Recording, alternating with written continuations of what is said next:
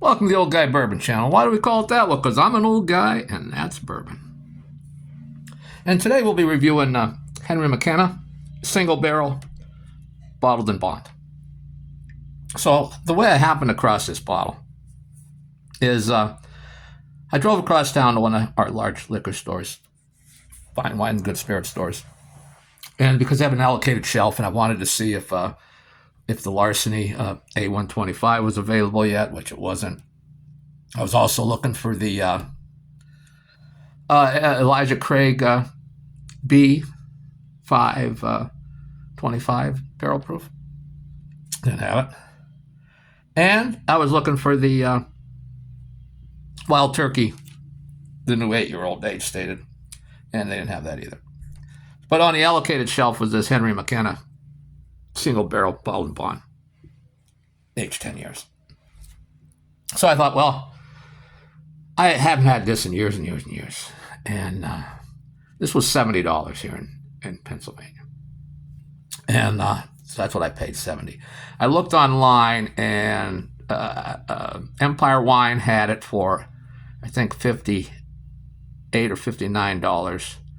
And then Quality Liquor out in San Diego, California, had it for on sale for $78. It's normally $100. So the prices are all over the place. I don't know what suggested retail is. Pennsylvania usually goes by that, but I don't know if it is $69.99 is what I paid.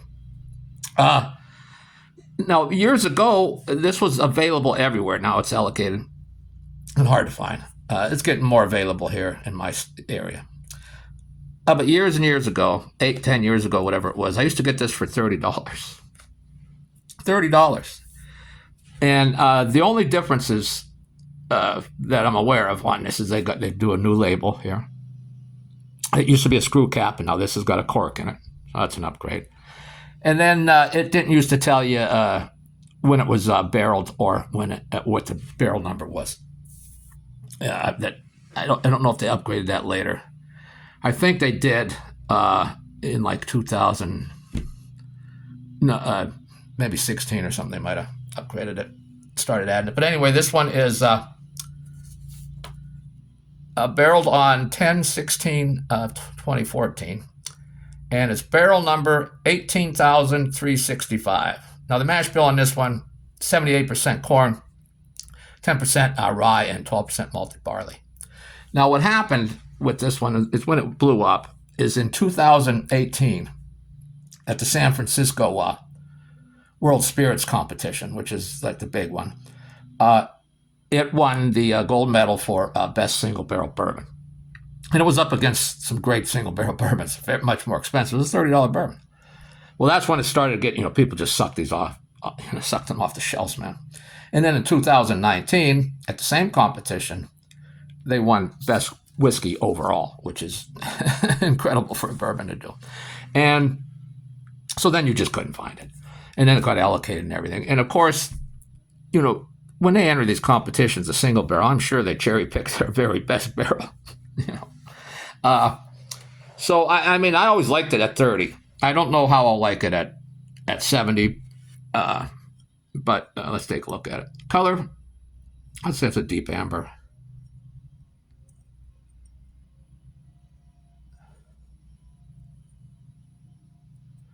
Let's take it on nose here. Now, this is 100 proof, of course. It's a bottled in bond. Now, bottled in bond has to be at least 4 years old, and it has to be 100 proof. So this is 100 proof, but it's 10 years old. I'm not getting any ethanol on the nose at all here. I'm getting some fruity stuff, some strawberries, cherries, some brown sugar, a little bit of cinnamon. Let's take a sip, huh?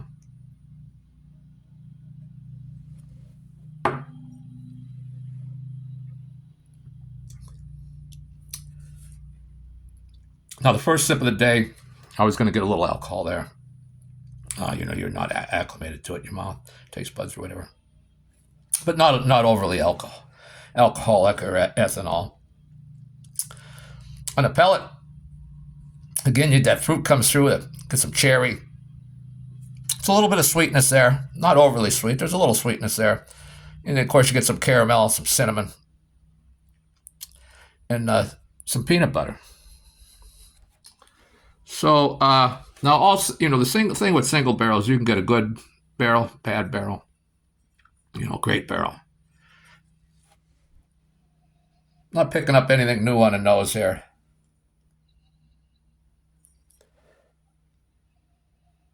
Maybe just a hint of rye spice.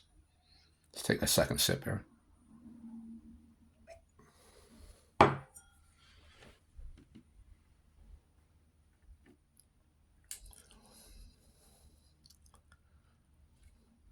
The alcohol's really settled down. Still a little ethanol there, but nothing horrible or really high. Get a little rye spice on my tongue now. Some cinnamon. Peanut butter's still there. Sweetness is a little more sweetness now. Cherry notes there. Caramel, vanilla. The finish it's a decently long finish here. I'm getting some of that barrel char now, some oak. That cherry's settling in. A little cinnamon. And some rye spice there, a decently, moderately long finish. I don't want to knock it, but I wouldn't. For this particular bottle, the $70 is way out of line. It's more, it's fairly decent. It is 10 years old. I'd say it's more reasonably priced would be 40 to 50. I would say 50 would be the max. I don't. Now, I could have got a great bottle, and I'd say, wow, it's really worth $70. So it is a single barrel, but this is probably my last bottle. It's not worth $70 to take a chance and get a $40 to $50 bourbon. And I think I'm being even generous there. So. This one I wouldn't recommend. I would, and especially it's allocated and it's hard to find. So they spruced it up a little bit. With the cork and everything. Maybe you got a different opinion. If you do, go ahead and leave a comment. But I would say this is a pass. Well, that's all I have for today. Thanks for hanging around, and we'll see you next time.